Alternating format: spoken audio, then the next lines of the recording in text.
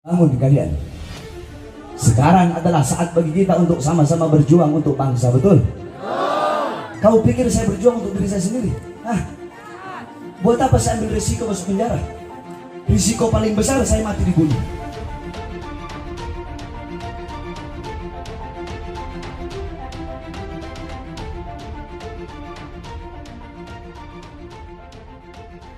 Saudara-saudara sekalian yang dimuliakan oleh Allah Subhanahu wa taala, dalam kitab Khawashi Syarwani ala Tuhfatil Muhtaj, kitab Khawashi Syarwani adalah hasyiah daripada kitab Tuhfatul Muhtaj Al-Imam Ibnu Hajar Al-Haytami. Kitab Tuhfatul Muhtaj Al-Imam Ibnu Hajar Al-Haytami adalah syarah daripada kitab Minhaj Al-Imam An-Nawawi. Dalam kitab tersebut qala muallif, inna afdhalal layali huwa lailatul maulidis syarif, thumma lailatul qadar, thumma lailatul jum'ah, thumma lailatul isra. Sesungguhnya malam yang paling mulia, malam yang paling utama, malam yang paling agung adalah malam kelahiran baginda Nabi besar Muhammad. Setelah malam kelahiran Nabi, baru malam Lailatul Qadar. Setelah malam Lailatul Qadar, baru malam Jumat. Pertanyaannya, kenapa malam Maulid, kenapa hari kelahiran Nabi lebih utama, lebih mulia, lebih agung daripada Lailatul Qadar? Padahal Lailatul Qadar adalah malam turunnya malaikat, malam turunnya Jibril, malam turunnya Quran, malam yang lebih utama daripada 1000 bulan. Tapi kenapa malam kelahiran Nabi lebih utama, lebih mulia, dan lebih agung daripada Lailatul Qadar? Al-Imam Al-Qastallani dalam kitabnya, beliau mengatakan, beliau menjelaskan bahwasanya malam kelahiran Nabi, malam Maulid lebih utama daripada Lailatul Qadar karena 3 sebab, karena 3 perkara. Apa itu? Yang pertama, Lailatul Qadar adalah malam turunnya malaikat, malam adanya malaikat. Sedangkan malam Maulid adalah malam adanya Nabi Muhammad, malam lahirnya Nabi Muhammad. Adanya Nabi, lahirnya Nabi sudah tentu jauh lebih mulia dan lebih utama daripada adanya dan turunnya malaikatnya Allah Subhanahu wa taala. Yang kedua, malam Lailatul Qadar adalah anugerah Allah untuk Nabi Muhammad. Sedangkan malam Maulid adalah malam lahirnya sosok yang diberikan anugerah tersebut. Berarti kalau bukan karena malam kelahiran Nabi, tidak akan ada yang namanya malam Lailatul Qadar. Bahkan kalau bukan karena maulidnya Nabi, kalau bukan karena kelahiran Nabi, tidak akan ada hari-hari besar yang hari-hari besar yang lainnya dalam Islam. Tidak akan ada Idul Fitri, tidak akan ada Idul Adha, tidak akan ada Nuzulul Quran, tidak akan ada Ramadan, tidak akan ada Fathul Makkah, tidak akan ada Lailatul Qadar, tidak akan ada Isra wal Mi'raj, tidak akan ada Al-Quran, tidak akan ada ilmu, tidak akan ada amal, iman, Islam, takwa. Tidak akan ada itu semua kalau bukan diawali daripada maulid atau kelahiran baginda Nabi besar Muhammad sallallahu alaihi wasallam. Jikalau intisari maulid adalah memuliakan dan mengagungkan kelahiran Nabi Muhammad, maka berarti yang pertama kali zat yang memuliakan dan mengagungkan serta bermaulid kepada Nabi adalah zat Allah Subhanahu wa taala. Kalau intisari maulid adalah mengagungkan dan memuliakan hari lahirnya Nabi, maka Allah yang pertama kali bermaulid, karena Allah lah yang pertama kali memuliakan dan mengagungkan kelahiran baginda Nabi besar Muhammad sallallahu alaihi wasallam. Oleh karenanya kita duduk di sini bersyukur kepada Allah atas lahirnya Nabi Muhammad, sebagaimana Al-Imam Busiri radhiyallahu an dalam Qasidah Muhammadiyahnya beliau katakan, Muhammadun syukruhu fardun alal umami. Muhammad bersyukur dengan adanya beliau, wajib bagi setiap umat untuk bersyukur dengan adanya baginda Nabi besar Muhammad. Oleh karenanya saudara-saudara, di negara Indonesia yang kita cintai ini, kalau udah masuk bulan Maulud, Rabiul Awal, itu sampai Rabiul Akhir, sampai terus Jumadil Awal, Jumadil Akhir, terus tidak berhenti. Kalau udah masuk bulan Maulud, setiap ganggang, setiap ganggang, setiap lorong-lorong, setiap desa, setiap RT RW, setiap kelurahan, setiap desa, setiap camat, setiap wilayah, setiap kota, setiap daerah, dari Sabang sampai Merauke, semua umat Islamnya pasti merayakan maulid Nabi besar Muhammad. Oleh karenanya umat Islam Indonesia menjadi salah satu umat yang dicintai oleh baginda Nabi besar Muhammad SAW. Sebab kenapa? Sebab tidak ada negara di seluruh dunia ini yang lebih banyak ketika bulan Maulid merayakan lahirnya Nabi, merayakan Maulidnya Nabi. Tidak ada negara yang lebih banyak merayakan Maulid Nabi seperti negara kita, yaitu Negara Kesatuan Republik Indonesia. Akan tetapi saudara-saudara, sayang seribu sayang, sungguh sayang seribu sayang, di negara yang mayoritas muslim, di negara Indonesia yang dimana ini adalah negara demokrasi, negara Indonesia yang dibangun oleh para ulama, negara Indonesia yang tanahnya telah dicuci dengan darah para syuhada, darah para pahlawan, darah para ulama, darah para santri. Di Indonesia kemarin ada satu orang cucu Nabi Muhammad SAW yang dimana ketika beliau sedang beliau memuliakan, mengagungkan hari kelahiran kakeknya, beliau bikin acara Maulid Nabi Muhammad untuk berbahagia, untuk bersyukur, untuk bergembira dengan lahir kakeknya, dengan lahirnya Nabi kalian, Nabi Muhammad SAW. Beliau membuat acara, malah beliau dipenjara. Siapa beliau? Beliau satu-satunya Habib yang masuk penjara karena merayakan Maulid Nabi, dan itu hanya terjadi di Indonesia. Beliau adalah Al Habib Muhammad Rizik bin Hussein bin Syihab, saudara-saudara. Saya tanya, ini perbuatan zalim apa tidak? Zalim apa tidak? Zalim apa tidak? Ini adil apa tidak? Adil apa tidak? Alasannya PSBB, sedangkan tenaga kerja dari asing terus-terusan dikirim negara Indonesia, sedangkan masih banyak pribumi, pemuda-pemudi kita yang pengangguran tenaga kerja terus dikirim dari asing, saudara-saudara. Adil apa tidak? Adil apa tidak? Habib Rizik bikin Maulid Nabi Muhammad, dijebloskan ke dalam penjara, sedangkan mal-mal tetap buka, sedangkan banyak warung-warung kecil tutup. Kemarin warung-warung kecil ditutup, mal-mal besar tetap buka. Kenapa? Karena warung-warung kecil milik rakyat Indonesia, sedangkan mal-mal milik asing, sehingga kita pribumi Indonesia menjadi budak di negara kita sendiri, saudara. Jadi pemerintah itu harus adil, betul? Betul? Jangan hukum itu hanya tajam ke bawah, tumpul ke atas, betul? Giliran ada yang PPKM-nya giliran yang berkerumunannya pemerintah dibiarkan. Giliran ulama habaib bikin Maulid Nabi, Habib Rizik memasukkan penjara, saudara-saudara. Bahkan saya, Bahar bin Smith, baru 2 hari keluar dari penjara udah dimasukkan lagi ke dalam penjara. Alasannya apa? 1, alasannya PSBB katanya. 2, alasannya ceramahnya Habib Bahar, ceramah provokasi, ceramah yang meresahkan masyarakat. Saya tanya, engkau semua kalian masyarakat Indonesia, kalian rakyat Indonesia apa bukan? Rakyat apa bukan? Rakyat apa bukan? Masyarakat apa bukan? Kalian sudah dengarkan ceramah saya ketika saya baru keluar kemarin? Dulu yang saya ditahan lagi, saya keluar dari lapas Cibinong. Yang ketika saya mengkritik Presiden Jokowi, yang ketika saya kritik dia, kenapa rakyat kecil kau kurung di dalam, tidak kau kasih makan, kau bikin mereka mati kelaparan. Gara-gara itu katanya ceramah meresahkan. Saya tanya, ceramah saya itu bela rakyat apa tidak? Bela rakyat apa tidak? Bela orang susah apa tidak? Bela rakyat miskin apa tidak? Meresahkan apa tidak? Meresahkan apa tidak? Berarti yang resah pemerintahnya. Betul? Masyarakat tidak ada yang resah, rakyat tidak ada yang resah. Orang yang saya bela rakyat kok katanya meresahkan masyarakat, provokasi kebencian. Emang saya suruh siapa? Emang saya suruh jatuhin negara?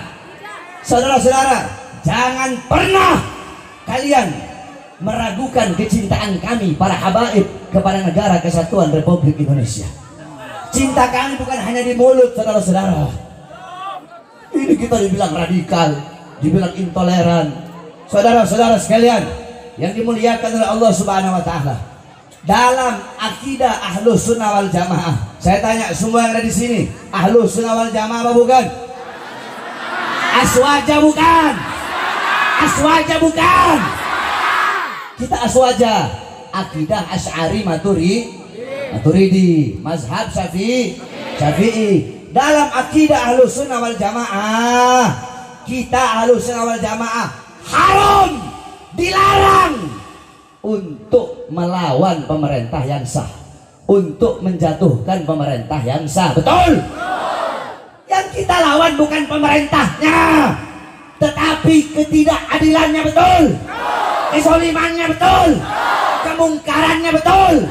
Kebijakan-kebijakan kalian yang menyengsarakan rakyat, itu yang kami lawan. Kebijakan-kebijakan kalian yang pro kepada asing, sehingga rakyat merana, kalian hidup kenyang, rakyat kelaparan, kalian hidup senang, rakyat susah. Kalian di masa corona, kalian di masa pandemi, di masa corona, di masa pandemi, kalian tambah kaya, sedangkan rakyat tambah susah. Itu yang akan kami lawan sampai titik darah penghabisan. Siap lawan kezaliman, siap lawan kemungkaran, siap lawan ketidakadilan, siap hancur, siap binasa, siap mati. Allahu Akbar, Allahu Akbar, Allahu Akbar. Ini penista agama dilindungi, betul? Hukum tajamnya ke kanan, tumpul ke kiri. Penista-penista agama karena berada di pihak kekuasaan, walaupun berkali-kali dilaporkan, tidak diproses. Betul? Kenapa? Karena mereka berada di pihak kekuasaan. Kalau kita orang yang selalu mengkritik penguasa, ngomong ini, masuk, diperiksa, dilaporkan, diperiksa dari saksi, langsung jadi tersangka. Dari tersangka dimasukkan penjara, langsung, saudara-saudara, secepat kilat. Kenapa? Karena kita, jawabannya hanya satu, karena kami tidak berada di pihak kekuasaan. Jawabannya hanya satu, kenapa? Kami tidak bisa disuap, kami tidak bisa dibeli. Kenapa? Dalam darah, di dalam tubuh kami, dalam tubuh Habib Rizik Syihab mengalir darah suci baginda Nabi besar Muhammad SAW. Kakek-kakek kami sudah biasa dibunuh, saudara-saudara. Di penjara biasa kami. Kami punya kakek-kakek udah biasa dibunuh. Kami punya kakek Sayyidina Ali bin Abi Thalib radhiyallahu anhu, ketika sedang sholat ditikam dari belakang, ditusuk dari belakang, wafat. Kenapa beliau dibunuh? Beliau dibunuh, jawabannya satu, karena beliau yang berada di barisan paling depan untuk melawan para pemerintah yang zalim. Kami punya kakek Sayyidina Hasan radhiyallahu anhu. Sayyidina Hasan diracun, saudara-saudara, dikhianati oleh istrinya sendiri, diracun. Khalifah pemerintah ketika itu menjanjikan kepada istrinya Sayyidina Hasan, kalau kamu bisa membunuh suamimu, akan aku beri engkau kekuasaan. Ya khianati Sayyidina Hasan radhiyallahu anhu. Sayyidina Hasan makan suatu makanan yang ada racun, keluar semua isi perutnya, beliau wafat. Kenapa? Jawabannya satu, karena beliau yang berada di barisan paling depan. Untuk apa? Untuk melawan kezaliman para pemerintah. Beliau berada di barisan paling depan untuk menyampaikan kebenaran. Kami punya kakek Al-Imam Husain, Sayyidina Husain radhiyallahu anhu. Kakeknya kami para habaib, dipenggal kepalanya, saudara-saudara.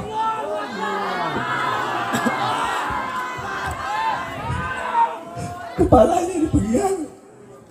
Anak beliau yang masih bayi, Sayyidina Ali al-Asghar, beliau angkat di hadapan para musuh. Beliau berkata, jikalau kalian ingin memerangiku, perangilah aku, tapi jangan perangi anakku yang tidak berdosa.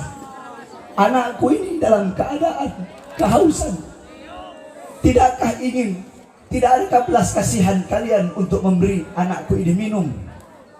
Yang diterima bukan minuman, tetapi anak panah, saudara. Anak panah terkena di leher anak Sayyidina Husain yang ketika itu masih bayi. Beliau disembelih kepalanya, ditancapkan di tombak, dipertontonkan. Anak-anak perempuan beliau dirantai, ditawan nenek-nenek kami. Anak beliau Imam Ali Zainal Abidin dimasukkan penjara, saudara-saudara. Itu kakek-kakek kami. Mereka biasa dibunuh, mereka biasa dipenjara. Kenapa? Karena mereka yang berada di barisan paling depan untuk menyampaikan kebenaran, melawan kezaliman, kebongkaran. Mereka tidak pernah tunduk kepada kezaliman para pemerintah. Darah beliau, darah beliau, darah pejuang mereka, darah keberanian mereka mengalir dalam tubuh Habib Rizik, mengalir dalam darah daging kami. Oleh karenanya kami para habaib bersumpah demi Allah, selama kedua mata kami masih terbuka untuk melihat ketidakadilan, untuk melihat kemungkaran, untuk melihat kezaliman, melihat penderitaan rakyat, melihat kesengsaraan rakyat, melihat para ulama dinistakan, maka selama itu juga kami akan tegak berdiri melawan kezaliman, tidak akan pernah berhenti sampai mati, tidak akan mundur walaupun harus hancur, saudara-saudara. Oleh karena saya sampaikan kepada engkau semua, cukup. Bangun kalian. Sekarang adalah saat bagi kita untuk sama-sama berjuang untuk bangsa, betul? Berjuang untuk rakyat, betul? Berjuang untuk Indonesia, betul? Kita orang nggak berjuang. Kau pikir saya berjuang untuk diri saya sendiri? Hah? Buat apa saya ambil risiko masuk penjara? Buat apa? Saya tahu risikonya bakal masuk penjara. Itu minimal, risiko minimal. Risiko paling besar saya mati dibunuh. Tapi saya ambil risiko itu. Untuk apa? Untuk membela agama kakek saya. Untuk apa? Untuk membela bangsa, rakyat daripada negara yang sangat saya cintai, yaitu negara kesatuan Republik Indonesia.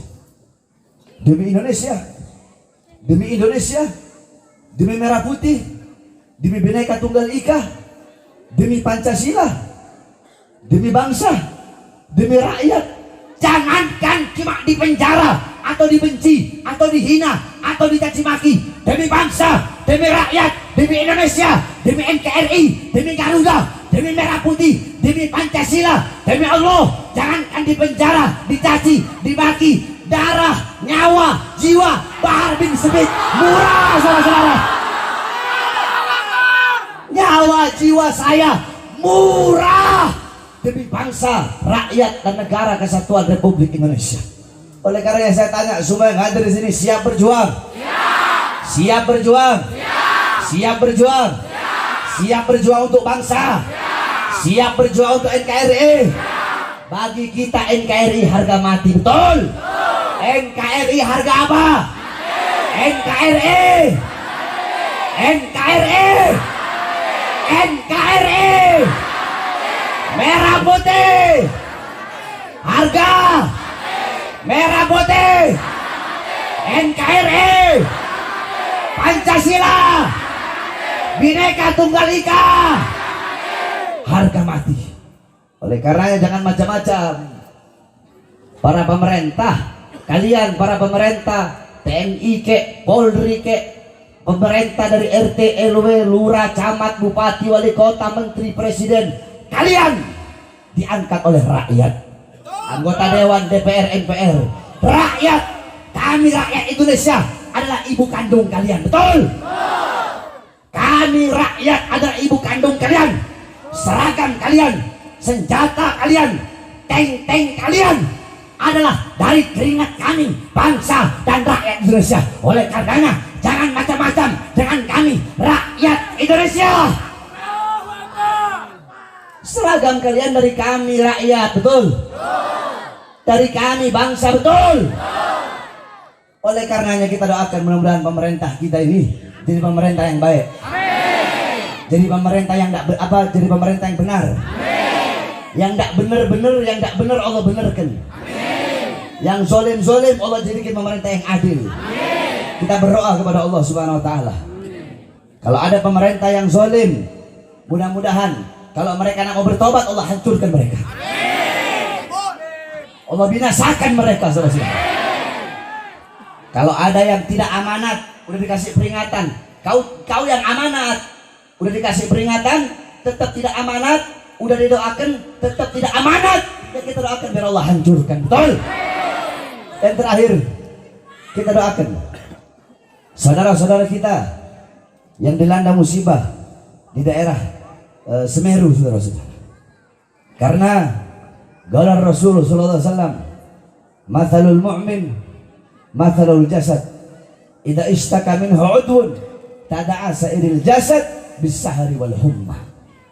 Kata Nabi, perumpamaan orang mukmin itu bagaikan satu jasad.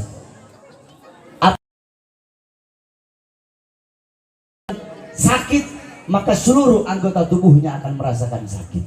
Saya tanya, kalau kalian sakit gigi, yang sakit cuma gigi atau semua badan? Semua badan kan? Nggak mungkin sakit gigi hanya gigi aja yang sakit. Nah, begitulah perumpamaan orang mukmin. Apabila ada saudara kita yang terluka, maka luka mereka adalah luka kita juga.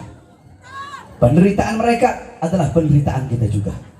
Saudara-saudara kita yang ditimpa musibah yang mereka alami sama seperti kita mengalami musibah. Mereka yang wafat, ada yang anak-anaknya menjadi yatim, sama seperti kita kehilangan orang tua kita menjadi yatim. Mereka istri-istri yang menjadi janda, sama seperti kita para suami yang kehilangan istri-istri kita. Sama seperti para istri kehilangan kita suami. Istri-istri yang menjadi janda, ya, atau suami-suami yang kehilangan istrinya, sama seperti kita para suami kehilangan istri kita. Mereka yang kehilangan anaknya sama seperti kita kehilangan anak kita. Mereka yang kehilangan orang tuanya sama seperti kita kehilangan orang tua kita. Mereka yang kehilangan harta bendanya sama seperti kita kehilangan harta benda kita. Oleh karenanya penderitaan mereka, penderitaan kita juga. Sebab mukmin bagaikan satu tubuh. Apabila ada sebagian yang merasa sakit, maka seluruh tubuh akan merasakan sakit. Kita bacakan Fatihah agar para arwah yang meninggal dalam musibah Semeru, mudah-mudahan Allah Subhanahu wa taala terima seluruh amal ibadahnya. Para saudara-saudara kita yang terkena luka, mudah-mudahan cepat Allah pulihkan, cepat Allah Subhanahu wa taala angkat segala macam penyakitnya. Dan kita doakan juga saudara-saudara kita yang berada di sana, yang sedang membantu, baik memberi bantuan berupa logistik, bahan pangan ataupun tenaga dan lain-lainnya. Kita doakan agar mereka dikuatkan langkahan kaki mereka. Banyak orang bilang FPI begini, FPI begini, FPI begini, FPI begini. Orang yang ngomong begitu ketika ada musibah mereka nggak nongol. Justru ketika ada musibah dan ada bencana, FPI lah yang selalu nongol, saudara-saudara. Betul? Kita ngomong kebenaran, betul? Yang ngomong FPI itu radikal, FPI itu intoleran. Yang ngomong begitu, lagi musibah, lagi bencana, nggak kelihatan congornya. Justru yang kelihatan adalah para FPI. Mudah-mudahan bukan hanya FPI, semua yang turut membantu, baik dari pemerintah atau dari sipil, mudah-mudahan Allah Subhanahu wa taala kuatkan langkahan kakinya. Amin amin ya rabbal alamin. Maju ayo maju, habisi pengkhianat bangsa. Kami berjanji demi Allah, rela binasa demi agama. Wahai prajurit Rasulullah, berjuanglah tanpa lelah. Walau harus berangkat dengan mata takkan mundur. Walau satu langkah akan mundur. Walau satu langkah. Wahai para pemuda, imarkan hati Al-Mustafa, serahkan jiwa untuk agama, mencari syahid. Maju pantang menyerah, walau bergelimang darah. Cara menjadi saksi di sisi Allah, syahid raya, mati syahid hari raya. Semua maju ayo maju.